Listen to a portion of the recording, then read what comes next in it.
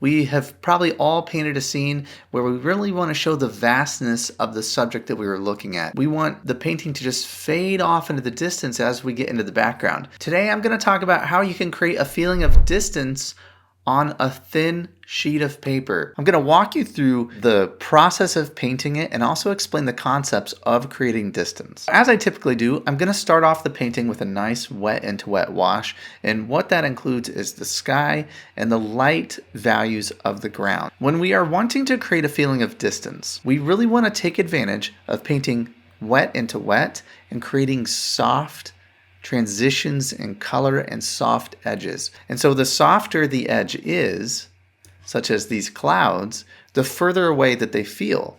Now when we look at something like this edge that's a lot more defined and a lot harder, that brings this area of the painting forward and allows these softer edges to feel further away. So that is an important part of creating a feeling of distance, is learning how to control edges in watercolor. So let's go back to this first wash. What I do here, just like I do in all my other paintings, is I wet down the front and back of the paper.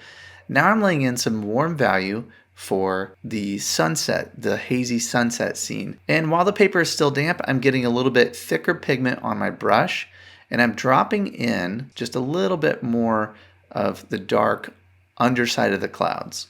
And then as I near the horizon, I'm using a little bit thicker of paint. What I'm doing in this first wash is I'm laying the lightest values of the scene. So when I go back into the next phase of the painting, what are the colors that I want to leave behind? If there are little gaps, little things that I paint around, and then also I will paint the color of the water here. So I'm moving my way through the scene, and you'll notice I'm switching up the colors quite often. I don't want to get one color and just cover up my whole paper with it.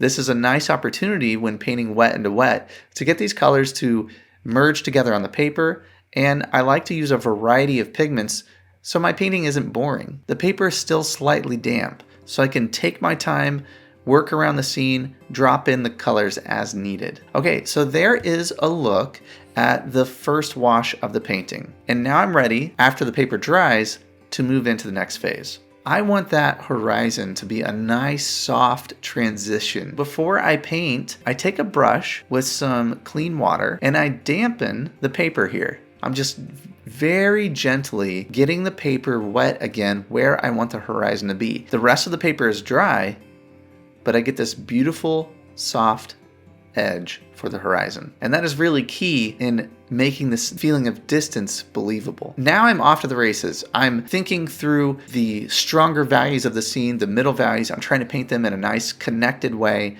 And I get to work wet into wet into this bit of horizon that I dropped in. That brings me to the next tool that we have in creating depth, and that is color temperature. Cooler colors feel further away. Warmer colors feel closer up. Now there are some exceptions to this rule. We just painted a sunset where there's some warm colors in the sky. And so as I'm painting this connected shape, you're going to see me use warmer and warmer colors, more saturated colors as I get closer to us down here in the middle ground and the foreground. So now I'm working my way through that connected shape. And another thing you're going to notice is I'm using a lot more paint, so there's more contrast here, there's harder edges, and there's more saturation as we work closer to us, and that's what helps give us a feeling of depth in this scene. And I'm negatively painting all of these highlights, and what that means is I'm painting around them to define them. So in watercolor, a lot of what we do is negative painting because we're painting from lightest values to darkest values. If I want to soften any edges, I can take a damp brush, or I can just use my finger and kind of mix this up a little bit. You know, if there's some edges that are too defined, if the shapes are too cut out, or if they're looking too repetitive, I want to make sure and make this as random and as natural as I can. And now I'm painting the bridges that connect the two shapes here over the water.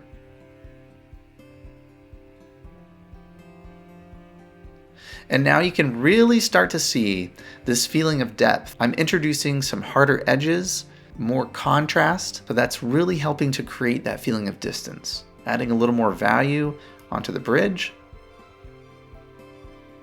And believe it or not, I mean, this painting is fairly close to being done. Now we're down to some details and defining marks. And what I'm doing here is adding the skyline over a little bit of that haze. Those bits of definition there of those buildings are, again, bringing that area forward, letting that distance feel even further back. And here I'm adding some darks into the scene, really pushing that light. And now I'm getting my sign writer's brush that I like to use for really little fine marks. And I'm adding in the wires on this bridge, which are great because it adds even more contrast and interest down in that middle area of the painting. Now I'm using a little bit of gouache. If there's any little highlights that I want to break up some areas that maybe need a touch of light, I can go in with some gouache and touch that up. So the next time you are painting a scene and you really want that feeling of depth, think about those tools that we have to create that feeling. In the background, we want less defined edges, we want less contrast, and we want cooler colors. If you can remember those three things, you'll be well on your way to creating a wonderful feeling of depth in your paintings. Have you ever been really excited about a painting and you get all set up, you find that right reference that you're excited about, and then it's time to go and you feel lost? You just are having a hard time finding consistency. Some of your paintings turn out, some of your paintings don't turn out, and you're not really sure why. Well, I have a free resource that I want to give to you today that can help with these problems.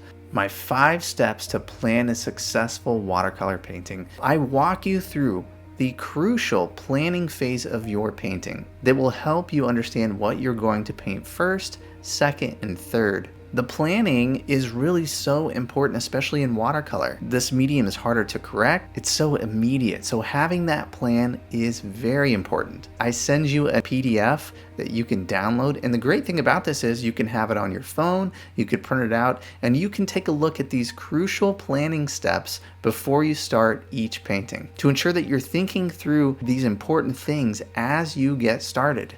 You can download this right now before you start your next painting. All you have to do is follow this link here and download my 5-step guide to planning a successful watercolor painting.